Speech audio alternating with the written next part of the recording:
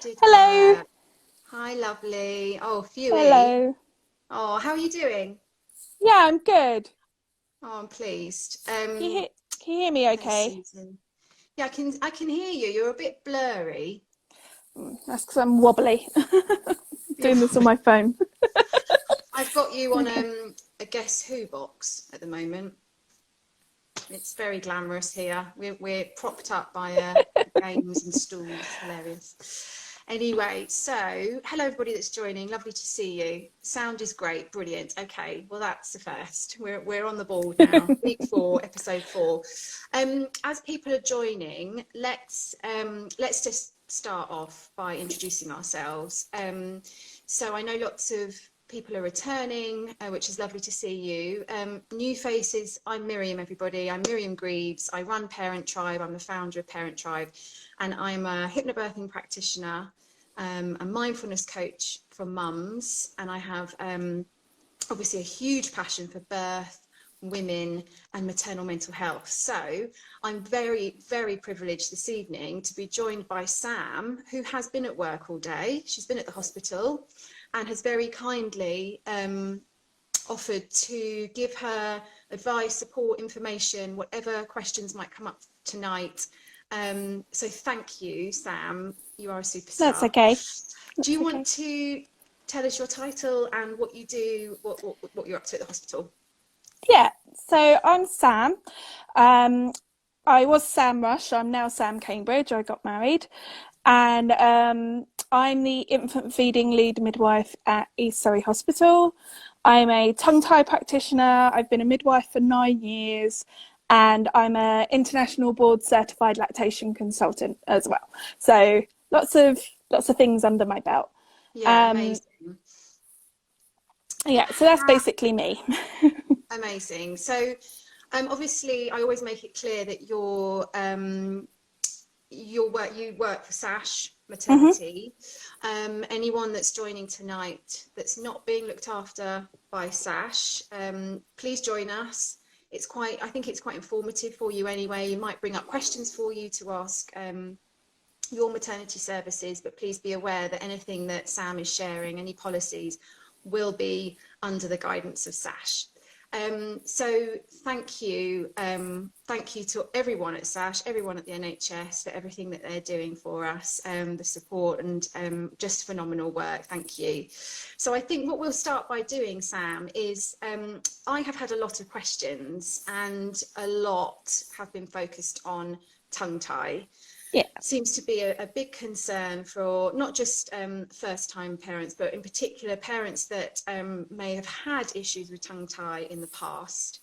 Um, I'm going to come to that first because I know if I Yeah. don't, I'm going to get a lot of questions coming up on the screen. I think before I do that though, could you just tell us how COVID-19 has or hasn't changed the department in terms of feeding support? It'd be good just to know that. Yeah. So in terms of the infant feeding team, so I'm the lead for the infant feeding team. I have Janice Blythman, who runs she's the tongue tie specialist midwife, and we run the tongue tie clinic together. We were running a service called Birthday Babies, which was our specialist breastfeeding support service. Unfortunately, that has been suspended for the time being, face to face. But Birthday Babies you can still access if you email the Birthday Babies email address, and there is someone available to do virtual support. With regards to the tongue tie service, unfortunately, we're in collaboration with the consultants that we work with.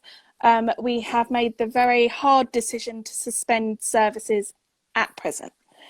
So, and that's due to potentially a lot of unknowns with regards to the virus, and with regards to a tongue-tie procedure and the virus, and what might happen if we were to perform a procedure on a baby. So that's basically been a very hard decision to make. But that doesn't mean that we don't do anything. with regards to tongue tie. So we are still receiving referrals, and we still encourage the midwives to refer to us. And they get kept with Janice, and Janice calls every single woman that's been referred, every single mother of a baby that's been referred, and we talk through everything that's been going on, everything that's happening with that mother at that point, and giving her support as and when she needs it. So it's a kind of weekly review of the service to see what's going on. I think, can we just take it back one step, Sam? Could you just tell us what tongue tie is? So a tongue tie is, we all have a frenulum. So a frenulum is the part under your tongue that looks like a little sinew, a little flap of skin. Yeah, that bit. No one wants to see in my face, in my mouth. I've got one. I've got tongue tie. I've got one. Well, it's not a tongue tie. So if you show us again, Miriam, show us again. So you can lift your tongue. You lift your tongue really well. Yeah. I'm sure you can move it all over the place. You have what we call a frenulum, and a frenulum is a normal piece of anatomy, and most people have a frenulum. What a tongue tie is when the frenulum is restricting the movement of the tongue. So babies who present with a tongue tie, they can't lift their tongue, or it's very restricted, the movement of their tongue. They can't push their tongue out, they can't move it side to side very well, and their sucking action is very different. And that's where, when well, that was a very and that's when it affects feeding. And so to have a frenulum is very normal, very normal. It's when it's causing issues that it's a tongue tie. Okay. And do you, in terms of issues then, what would that mean for a mum? And yes, Ellie's just asked how common that is. So it's all the research says that a tongue tie is about 10% of the population. So 10% of the population will have a frenulum that is restricting the movement of their tongue.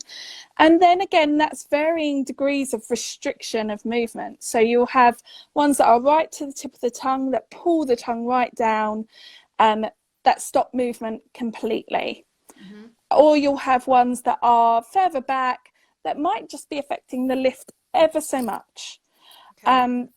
And sometimes with those ones, you can manage them conservatively. So the less restrictive ones, you can manage conservatively. So you can see how it progresses and whether it stretches and whether things over time change, or you can divide. Yeah.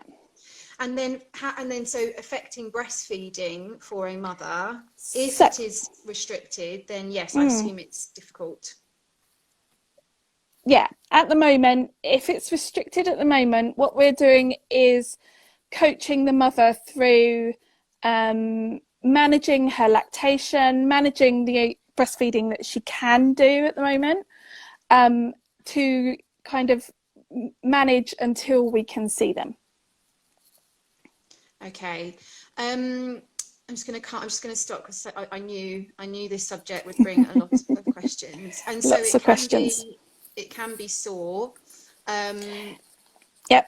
So it can be sore and damaging for mum, breastfeeding with a baby that's got a tongue tie, or it might not. Mum might be absolutely okay, and babies can still have very restricted tongue movement.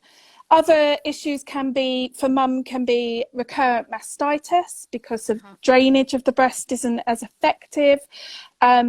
Oversupply can be an issue sometimes. So mums are overstimulated, and so they produce a lot more milk than perhaps they would.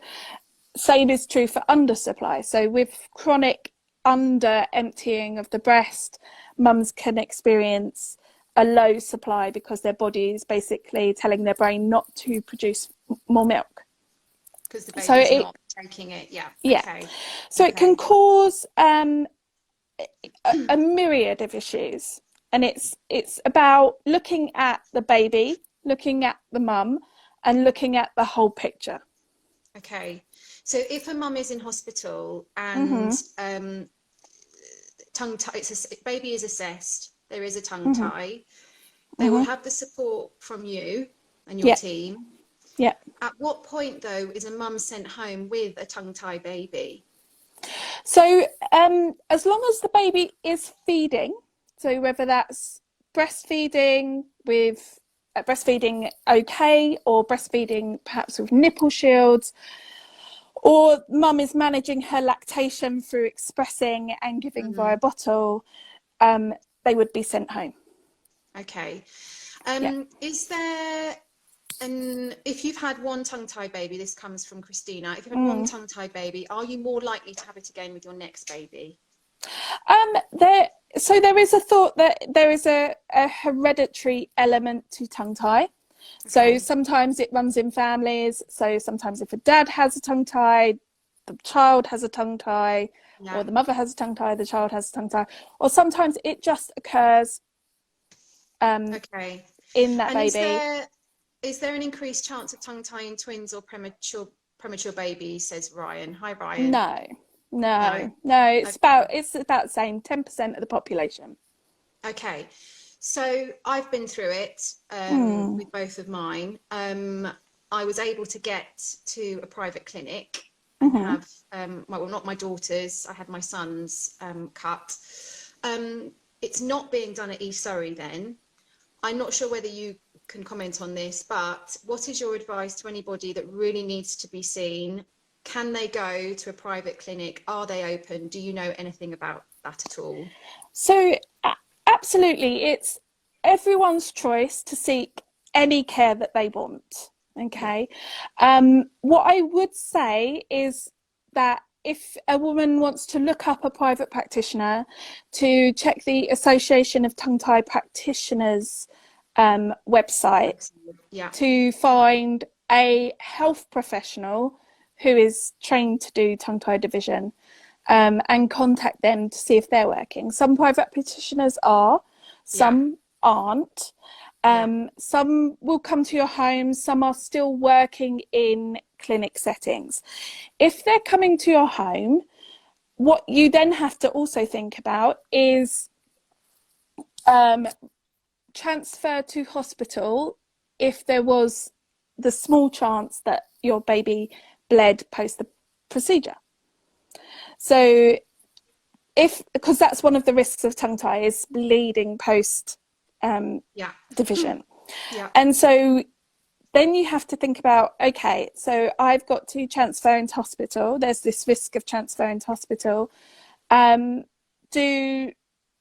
Is there an ambulance service there at the moment? And that's one of the things to think about at the Okay. Yeah. moment. That's good advice. Okay. Which I think is things are starting to even out Yeah. and become better in areas like that. Mm-hmm. But that's still a thing to think about. Other things to think about are, are you managing okay? Are you kind of seeing how it goes? I think there is a case for conservative management at this time. And so to seek out support that is available. Okay. Yeah. It's a very, very emotional subject. I know, having been through it Absolutely. myself. It's not Absolutely. something I'd ever want to go through again. And and that support was easily Mm, available. It's very emotional. absolutely. Um, so Anna has asked, so basically if your baby can't feed, you have to pump and bottle feed. I think we've answered that in the sense that you can look up, there are practitioners, I think this is to do with tongue tie, Anna, I know Anna, that practitioners are available, but it's up to the individual to look that up and take responsibility for the decision. Mm-hmm. But if babies are pump and bottle feed, that is a choice as well, though, that I assume Yeah, at the hospital you will support with. absolutely. Yeah. Absolutely. And it's about managing lactation Mm-hmm. until something can be done. So whether that's a private practitioner or whether that's with us, it's something that you should be doing anyway if you want to breastfeed in the future, or even if you want to just give your baby breast milk. Okay. So we can absolutely help you with getting either breastfeeding or exclusive pumping off to the best start possible. Okay. And do you know whether other hospitals are performing those tongue tie clinics or not? So I know there are some hospitals that are doing it, but a very reduced service. Okay. And there are some that have taken the decision, like we have taken, to suspend services at this present time, basically. Okay. And it, as I say, it didn't come lightly. It was in consultation with paediatric consultants and paediatric surgeons to kind of suspend at the moment. Okay. I'm just going to check these questions. Okay, let me just come to my tongue tie questions. Okay, so I knew there'd be a lot of questions on that one. It's a very emotive subject. Absolutely. As with breastfeeding is a very emotive subject. Absolutely. But I would kind of say that, yes, everyone has a frenulum, and sometimes seeing a frenulum, it can look quite extensive, but not every breastfeeding issue is a tongue tie. Okay. And so it's important to learn about breastfeeding and how breastfeeding works and how babies work as well. So that's very important. So what other issues could be affecting breastfeeding then? So the reason why tongue tie affects breastfeeding is because babies can't get a good enough latch. And so it's an attachment problem. And positioning and attachment are the biggest issues in breastfeeding. And learning how to position and attach babies well and skillfully is something that I am very passionate about, and that I think women should really think about in the antenatal period. So while they're getting ready to look after getting ready to birth their babies. So as you prepare for your birth, you should also be preparing for how you want to feed your baby after birth and what newborn babies are like. And how do you do that? How do you prepare? So I would start with maybe having a think about how you want to feed your baby, how you've always thought of potentially feeding your baby. We all know that breastfeeding is the biological norm. So human babies should be having human milk, and that's the biological norm. But our cultural norm is bottle feeding. That's what our cultural norm is. That's what we grow up seeing. And so to learn something like breastfeeding, which is a massive skill, you know, it takes coordination, and you're learning a dance really between you and your baby. It takes a massive skill. And to think that it's just going to happen as soon as your baby is born without any instruction is hard. It's hard when you realise that that's not necessarily going to happen like that. So I would say it's important to watch breastfeeding. So there are lots of really good YouTube videos on breastfeeding. Dr. Jack Newman, who's a Canadian paediatrician who specialises in breastfeeding, he's got lots of very, very good videos on breastfeeding. And so actually watching a baby breastfeed helps you understand how it should look. And then there are other things like thinking about what your ultimate goal is with feeding. So if you do want to breastfeed, is your ultimate goal to breastfeed for 2 weeks, 6 weeks, 6 months, a year, 2 years, however long? Have a think about that and think about what that might take, and learn about kind of what newborn babies are actually like. So newborn baby who is breastfed is very different to a newborn baby who's bottle fed. And our culture is very much built on newborn babies that are bottle fed. 3-hourly sleeps, then they feed, and then they go to sleep for 3 hours. It's not true. Breastfed babies don't act like that. They wake at irregular periods. They feed. Sometimes they feed 16 times in 24 hours rather than the kind of 6 to 8 the bottle fed babies do. So they're very different creatures. And so reading about newborn baby behavior, reading about the realities of breastfeeding, potentially getting a couple of books like Amy Brown's Positive Breastfeeding book. Maybe if you're doing a hypnobirthing class, thinking about ways of using the techniques that you learn there for breastfeeding as well. Yeah, I mean, even talking to you, and I finished breastfeeding over 3 years ago, I really have to hold it together, and it's just a very emotional subject. I think when we set our expectations as well, and it doesn't work out how we want it to, that for a mother can also be quite devastating. Absolutely. Word, as absolutely, well. Yeah. And that is why I feel so passionate that women understand what good support looks like. Having been through both times crap support, if I'm honest, and not having the knowledge to question really and go further afield or go somewhere else. I think that women watching now who are pregnant, I think talking about what good support looks like is key, because so many women give up before they're ready to, and it's usually down to the fact that they didn't get the right support. It wasn't there for them. I know what that feels like, but coming from a professional, what does good support look like? What should a woman and a partner be looking for? Okay, so what we could do is just talk about the levels of support for a minute. So when you have your baby, you'll be with a midwife who has a level of training with what breastfeeding should look like, how to support you to facilitate it, and should help you manage certain issues.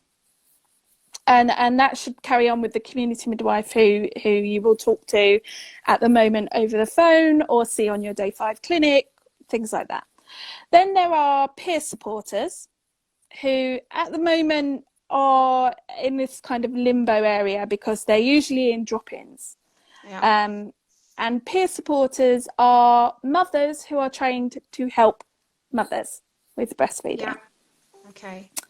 So you have your midwife, you have peer supporters, then you have breastfeeding counsellors who've done extensive training on breastfeeding and how to support women through breastfeeding. And then you have lactation consultants who are kind of top tier international board certified lactation consultants. They've done extensive training in breastfeeding and breastfeeding support. So there's levels, and you can find peer supporters and breastfeeding counsellors online. At the moment, they're all online. I know that the baby cafes are starting to do Zoom support. So usually on their baby cafe days, they're doing a kind of Zoom support, and maybe check out their Facebook pages for the links to that, or how to access that.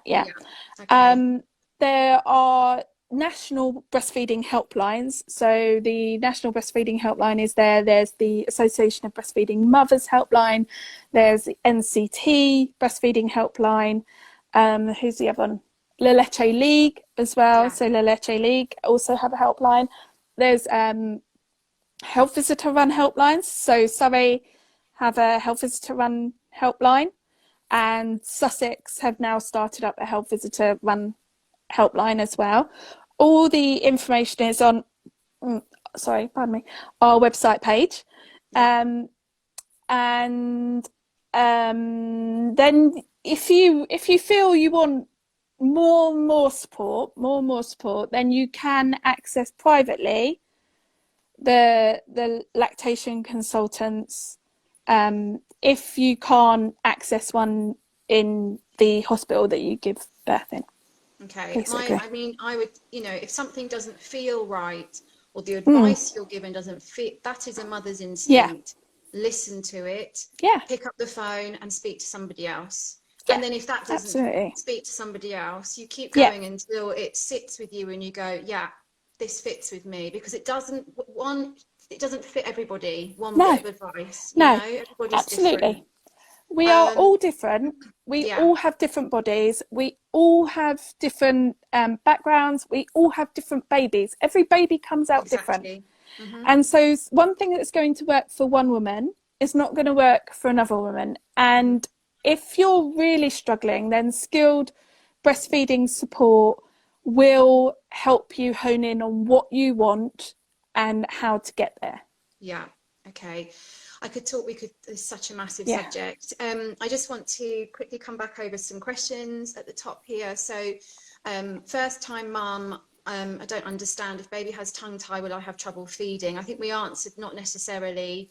Are the options then expressing and bottle feeding? No, it can be support. It could be nipple shield usage. It can be working on positioning and attachment. There's lots of things that come before a division. And even if the clinic was running, so if I run a clinic, it's not necessarily you come in straight for a division. It's for an assessment and to see kind of what the feeding is doing, and then make a plan about what's going to happen, whether we go down the route of division or whether we go down the route of managing it until and kind of seeing what happens. Yeah, do you see what I mean? Yeah, absolutely. And ladies, if emotionally it is affecting you and your mental health as well, express that, or partners help to express that, because she's going through a very exhausting emotional hormonal time, and I don't think we communicate that enough with caregivers like yourself. I think we try to pretend that everything's fine and we know what we're doing. If emotionally you're struggling, say that, and you're there to support that too. And I think we need to do a bit more of that. So if you breastfeed and the baby won't latch, or it doesn't work out during your time at the hospital, how long are we permitted to stay in hospital? That comes from Becky. Okay, so this can be a tricky one, okay, because sometimes in the first 24 hours, babies are just sleepy, and as long as they're healthy and they're fit and they're okay, so no risk factors like you potentially had diabetes during your pregnancy or something like that, then it can be quite normal for babies to feed only 4 to 6 times in that first 24 hours. And then you get what's called second night syndrome, where they are up all night and they just want to be on you and they just want to feed constantly because you're comfort as well as food. And that's normal. With regards to kind of how long you can stay, realistically, you can stay until you feel comfortable and confident, and we still have half the team working on the ward, so you will see us. So you'll see either me, you might see Janice, or you'll see 2 of our ladies in pink, Kat and Sally, work in the ward. Your midwife will also be able to help you, who's looking after you on the postnatal ward, and the healthcare assistants are also all trained in breastfeeding support. So you won't go home without a plan. Okay, so if your baby is really not latching on, and that can happen, you'd be encouraged to keep expressing, keep managing your lactation, and at some point your baby will go on, but you'll be offered more and more support as time goes on. Okay, but it doesn't necessarily mean that you have to stay in hospital. Okay, and when you say express, you're talking hand express or pump? Yeah. Do you have pumps at the hospital, or do people have to bring those in? No, we have hospital grade pumps in the hospital, and you can hire hospital grade pumps online from the manufacturers. So you never really have to buy a pump unless you choose to buy a pump. Okay. And again, I recommend educating yourself on hand expressing. as well, and perhaps we could put some links up to help with that too. You'll be shown at the hospital, I assume, as well, but it's all about education, isn't it? Absolutely. Okay. And I really suggest that women in the antenatal period learn to hand express. So potentially women might want to colostrum harvest, so from 36 weeks onwards, as long as there's been no kind of threatened preterm labour, you can learn how to hand express and potentially collect what you express to be able to give to your baby later on. But one of the biggest benefits, I think, is that you learn a skill. So hand expressing is a skill. You learn a skill in a non-stressful situation. Yeah, So once totally. you've had I a wish I baby, hadn't. Yeah, totally. You know, and actually you're right, that brings you back to support, is that in the throes of newborn baby, emotional exhaustion, searching for that good support actually is overwhelming. And I wish I'd sort of just got that list of people ready pre-baby arriving, and I, you know, it was on the fridge and my husband could make those calls, and there wasn't that kind of just the stress, really, that what feels right, you can pick up the phone and see what feels right for you actually in that, you know, antenatal period, or at least know where to find it. When you say bottle feed at the hospital, if someone is planning to formula feed, or breastfeeding doesn't go well and baby's not putting on weight and they choose to formula feed, when it comes to sterilising bottles, does the hospital help with that? How does a woman do that at the hospital? Yeah, that's okay. So we encourage, if you want to bottle feed, if that's your plan and that's absolutely your decision to make, and we will support you with that. We ask you to bring in the first stage starter packs, so the small bottles of first stage milks, so that you have a supply while you're in hospital with you. We provide you with sterile bottles, one-use sterile bottles and one-use sterile teats. And so we will show you how to feed your baby, how to responsibly bottle feed your baby, because that's really important. How to pace the feed so that it's more pleasurable for baby and it's easier for them to digest. And we will show you where to kind of store your milk while you're with us. Okay, brilliant. So there is that support there. Yeah, absolutely brilliant. When you've given birth, you have at the moment, we're talking, this is all around COVID-19. As much as I'd love to do a whole session just on breastfeeding support and education, perhaps we'll do that another time, but I just want to stay focused on our current situation. At the moment, birth partners are having to leave after 1 to 2 hours post-birth, and they're not allowed on the postnatal ward. I know that for a lot of women that have had a difficult time breastfeeding first time round, or they're just feeling particularly anxious about not having their birth partner there, when it comes to the support immediately after birth, will they get breastfeeding help then? I assume yes, but I'd just like to know that birth partners will hear that information. And then after those couple of hours, once mum goes on to the ward, they will have a buzzer, won't they? They can buzz to the midwife. Absolutely. You know, they need help with breastfeeding. Please, please, buzz, buzz, buzz. You know, please don't sit there alone, just thinking I'll try and get through the night or the next few hours. Am I right, Sam? Yeah, absolutely. Absolutely. So after you've had your baby, as soon as possible, you should be having skin to skin with baby. So for at least an hour, or as long as you want, or until the first feed takes place. That's the most crucial part. Until the first feed takes place, your baby should be skin to skin with you. And your midwife at that time should be talking to you about baby's feeding cues, about how to latch baby on, and kind of what to expect for the next kind of couple of feeds. So that's quite a good moment for birth partners perhaps to record or write down everything the midwife is saying, so that they're part of this feeding experience. Yeah, absolutely. And I would also encourage dads to learn, or partners to learn, about breastfeeding as well.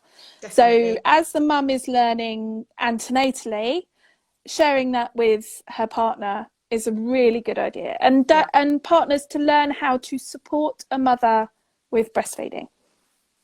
And so then after you've had your skin to skin, you've had that first feed and you're transferred to the postnatal ward, you will absolutely have a buzzer.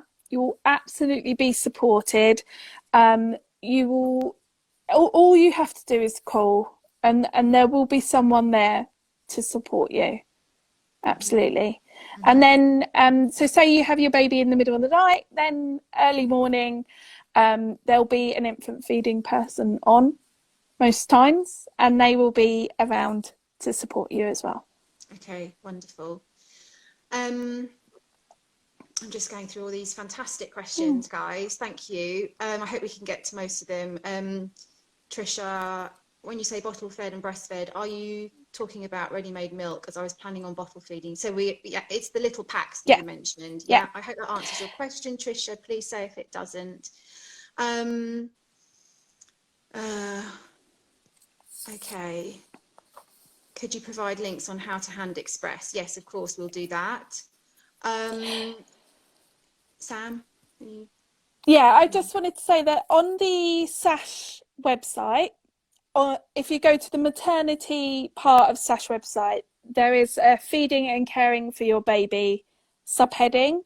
Okay. And there's lots of links on antenatal colostrum harvesting, how to hand express, positioning, attachment, how to know breastfeeding is going well, when to seek support, where to get support, and how to bottle feed, responsibly bottle feed, things like that. It's all there. All the links are there. And so, yeah, Amy's put all that as well. Fantastic. So lots of questions about antenatal colostrum harvesting. Could you tell those that don't know what that is, what it is? And then people are asking about, you know, does that affect your supply? Is it a good idea? How does it all work?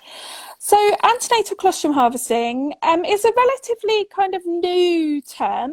It's been the last kind of 4 or 5 years we've been talking about it. And it's a way for women who potentially have risk factors in their pregnancy. So diabetes, women who are on blood pressure medications, women who are having multiple births, so twins or above, or any woman who wants to learn.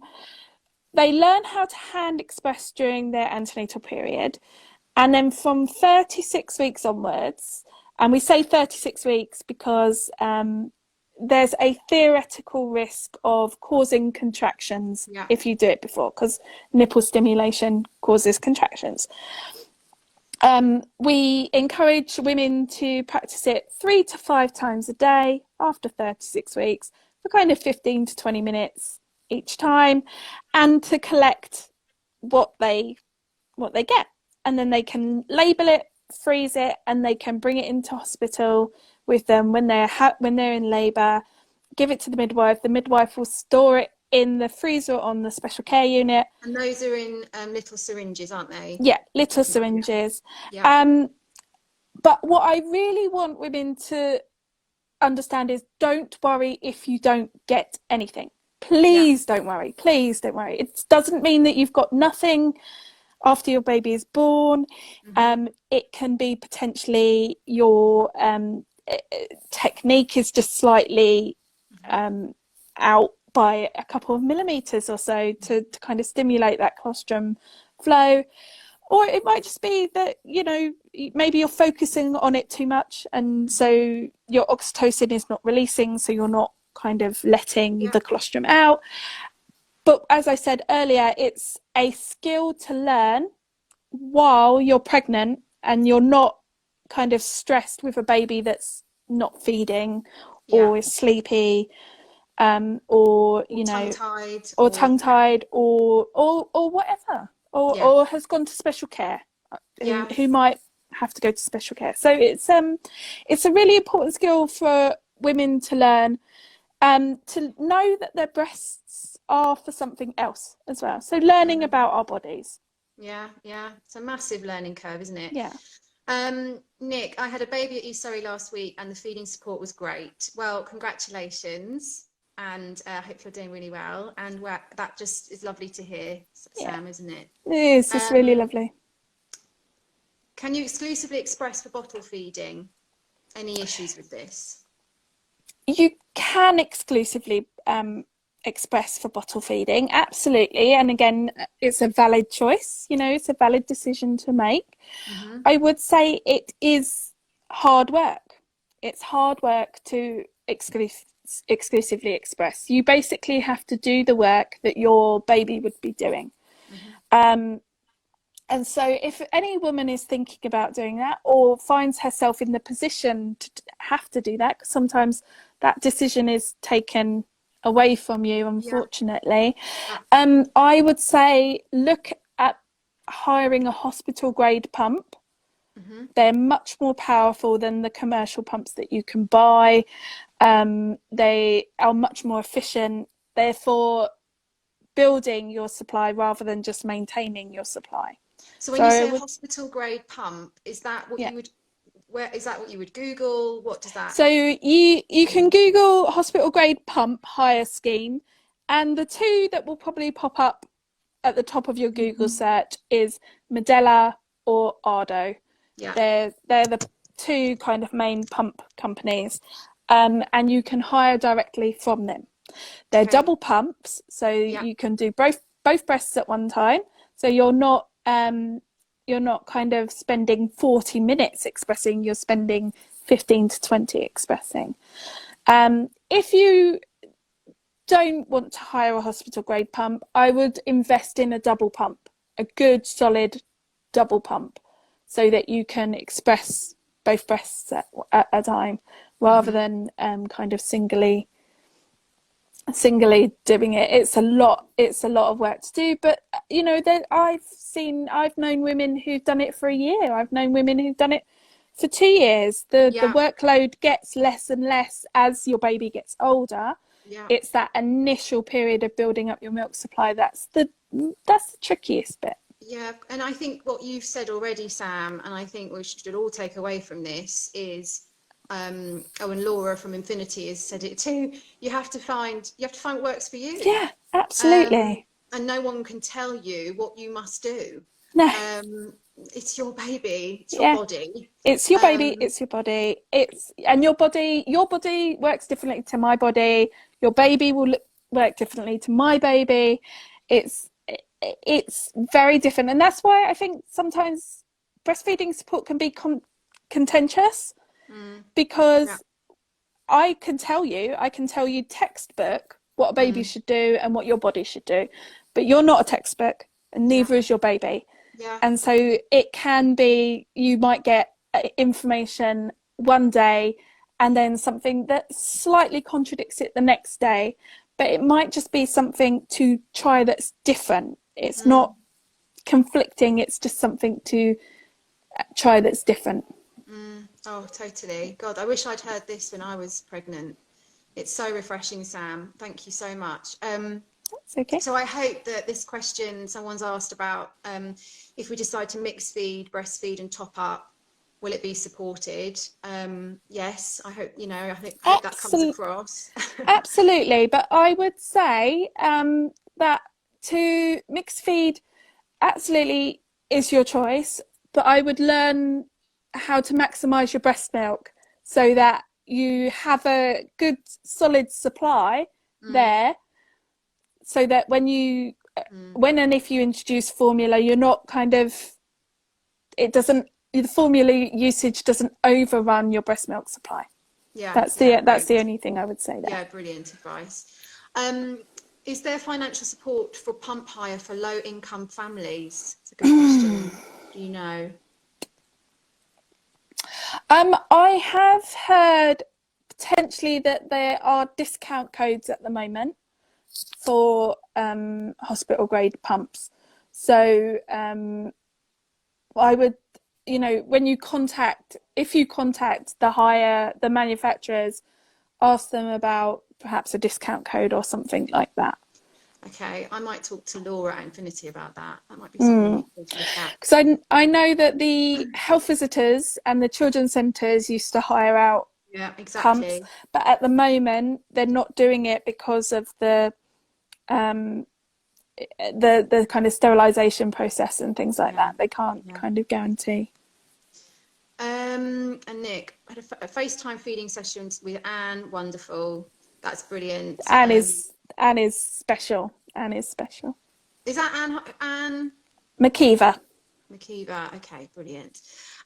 Right, it's 8:15. I have taken up 45 minutes of your time. You'll find out the name. Brilliant, Laura. Thank you. I'm going to do one last check of questions, Sam. Is that all right? Yeah, All right, absolutely fine. Yeah. I hope this has been a really helpful session to everybody. Do women often have to top up with formula until milk comes in? Yeah. That I would say no. Yeah.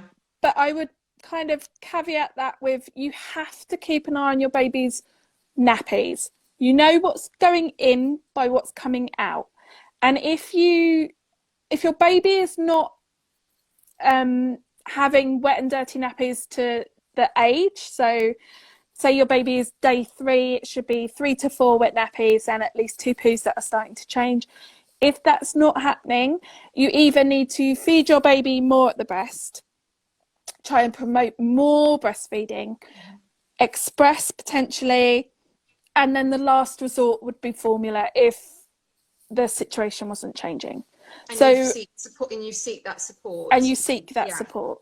But no, potentially a healthy term baby doesn't need supplementation, potentially. But it's about the whole picture, not just...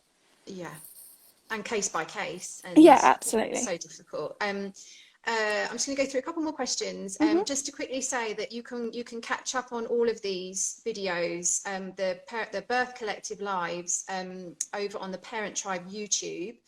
I will also be sharing this over on Facebook as well, but head over to YouTube. I'm 35 weeks and my breasts haven't changed or grown. Does that mean I don't have milk? No. So the short answer to that is no. There's a much longer answer, but no. So when you have your baby, your breast tissue will change again, potentially, and it will be a wait and see. So it will be a kind of putting baby to the breast, seeing how baby is feeding, seeing the nappy output, and going from there.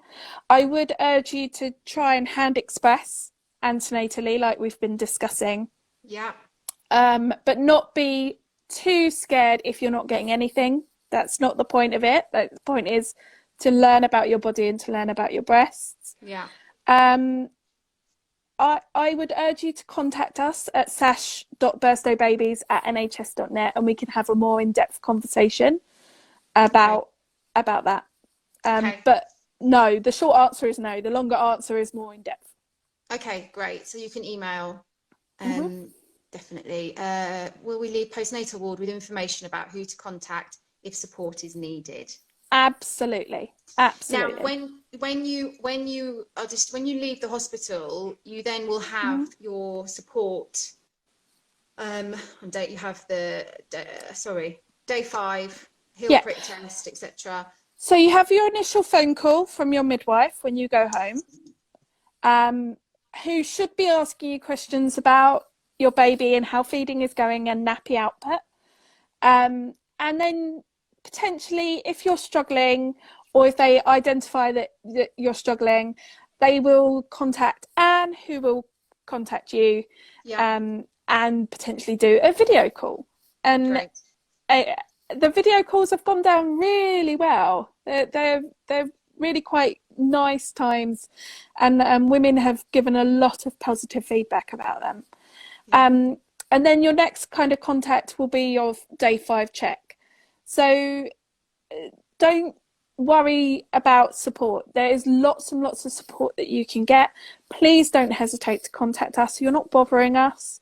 You know, there's someone at the end of that email address. There is someone at the end of a phone. So please, please, please contact us. Yeah, always. And even, you know, once you're discharged at 10 days, if that's what normally happens, there's support that goes on and on and on for years to come if you decide to, you know, breastfeed for however long. So you can contact Birthday Babies up to 28 days. Even great. after that, you can contact us to see where you need to go for support. That's absolutely fine. Your health visitors will be able to tell you where to seek support. And there's lots and lots and lots of support out there. You just have to perhaps dig a little bit, but hopefully we can point you in the right direction. Yeah, amazing. Sam, I could talk to you all night. I found this a very weirdly quite therapeutic for me and my kind of experience of it all. It's so refreshing to have just to hear you really speak about it all, and just take that pressure off women massively to just enjoy that stage. You know, it will be hard. There will be times where you are emotional and finding it tough, but it's just lovely to know that the support is there and that you're not alone. I just want to say one thing quickly, and it's something that I say to a lot of women, and it's to think about your journey with breastfeeding like if you were learning to drive a car. You don't know how to drive a car straight away. You have an instructor in your car with you. And it's not muscle memory. You're doing everything separately, aren't you? So you're looking at your mirror, you're signalling, you're maneuvering. By the time you're ready to pass your test, it's becoming muscle memory. And soon after that, you forget how you get home because your body just does it. And I often tell women, you will wake up at one point, 8 weeks down the line, 10 weeks down the line, with your baby at your breast, and you will not know how your baby got there because you've just done it. You both have just learned how to do it. It's not a skill that happens overnight. It's not a skill that happens even in a week. It takes a few weeks. And so be gentle with yourself. Seek out the support. Seek out a good instructor, and take that time. It's a skill to learn. Yeah, definitely. And just because your NCT buddy's doing it brilliantly and is away, it doesn't mean you're failing at all. It's just taking a little bit longer. Thank you, Sam. Thank you so much. Next Tuesday, we're going to do another Birth Collective Live. I'm very excited to have another lovely midwife, Susie Cabrillana, which I'm not sure if I've even pronounced her surname correct. She's wonderful. She's the specialist perinatal mental health midwife. So she's going to be talking about perinatal mental health during a pandemic. So, and perinatal includes antenatal period. So it's from conception up to a year postnatal. So what women and families might be experiencing in terms of new and existing mental health challenges. I know that many of us are feeling anxious at the moment, so I think this is a really important topic. What services and resources there are, as well as self-help, and when and how to ask for help. So please join us, even if you're pregnant and you're not even thinking about this sort of thing. I promise you it will be informative, and it's a very important subject to prepare, like everything we're doing, to prepare yourself for. Sam, you're such a legend. Thank you so much. My pleasure. Keep doing what you're doing. And maybe we could do this again. Clearly, the lovely comments coming up. Thank you so much. It's been really helpful. So thank you. And thanks everybody for joining tonight. We'll see you next week, and lots of love to everybody. Bye, Sam. Bye.